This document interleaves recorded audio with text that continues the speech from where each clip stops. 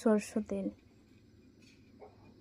এই যে দেখো দিলাম পাত্তা, এই যে দিলাম, তাতে ছেড়ে দেবো জিরে। তারপরে আমি দিয়ে দেবো এই পেঁয়াজগুলো। তো দেখতে পাচ্ছ আমি পেঁয়াজগুলো দিচ্ছি, সব পেঁয়াজ ছেড়ে দিয়েছি। এগুলো লাল লাল করে ভাজবো পেঁয়াজগুলো, দেখতেই পাচ্ছ তোমরা। এই ফুলকপি আর আলুটা একটু লাল লাল করে ভেজে নেব।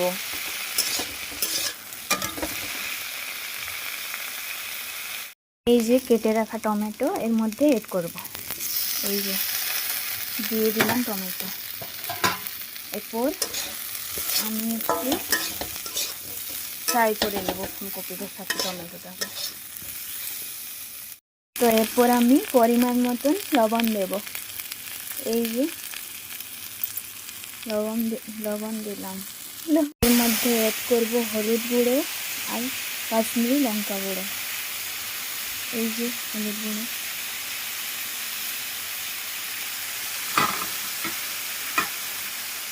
কাশ্মীরি লঙ্কা গুঁড়ো।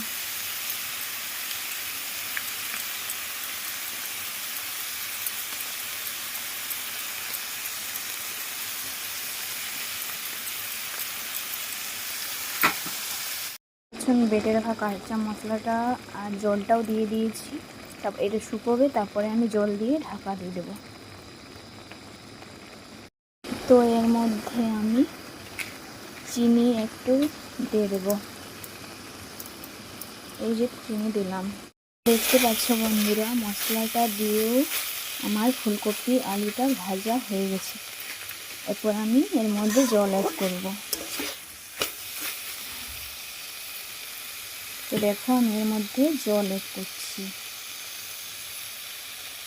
এই যে দিলাম।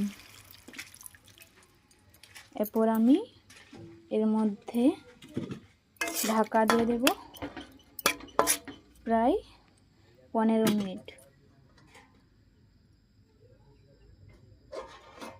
একটু বেশি করেই আমি জলটা দিচ্ছি, কেন কি ভালো করে সেদ্ধ হবে আলুগুলো। এর মধ্যে দেখো আমি জল দিয়ে দিয়েছি। এর মধ্যে আমি ঢাকা দিয়ে দেব প্রায় 5 মিনিটের মতন। দেখো আমি ঢাকা দিয়ে দিয়েছি।